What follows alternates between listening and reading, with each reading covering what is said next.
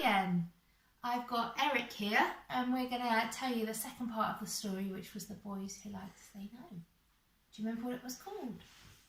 It's called The Men Who Like to Say No.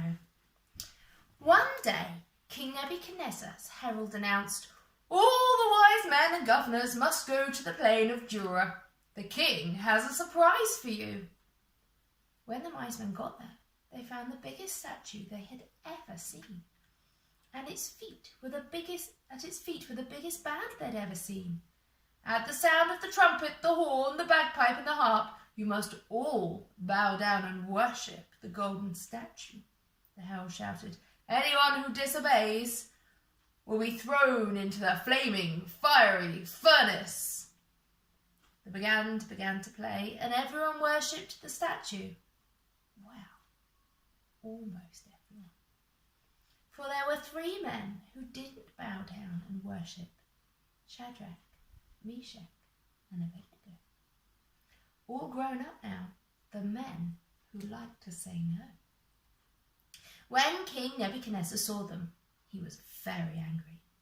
"Who dares defy my order?" he growled. "Shadrach, Meshach and Abednego," some men said, the men who didn't like foreigners from Jerusalem having important jobs. "Bring them to me at once," growled Nebuchadnezzar. So the men who liked to say no were dragged before the king. "You heard the order," growled Nebuchadnezzar, "and you did not obey. Will you worship the statue now?" "No," said Shadrach. "We will not worship your statue. Our God has told us that it would be wrong." "No," said Meshach, "and we will not forget our God or the land that he gave us, the land from which we were taken." "No," said Abednego, "and our God will not forget us either." "Then off to the furnace," growled the king. "Make it 7 times hotter than it has been before, and tie them up so they can't escape." So the men who liked to say no were thrown into the fiery furnace. The flames were so hot that the men who threw them in were burned up in an instant. But things were different for the 3 friends.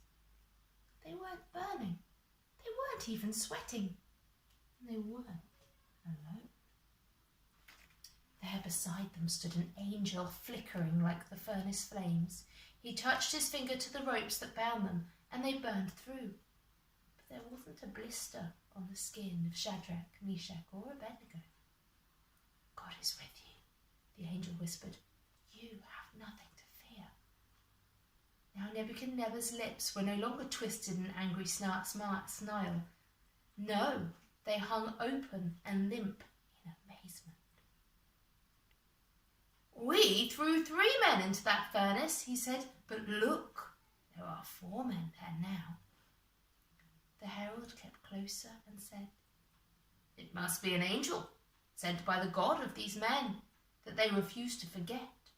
If so, he is very powerful, for they are unharmed." Nebuchadnezzar leapt to his feet and ordered that Shadrach, Meshach and Abednego come out.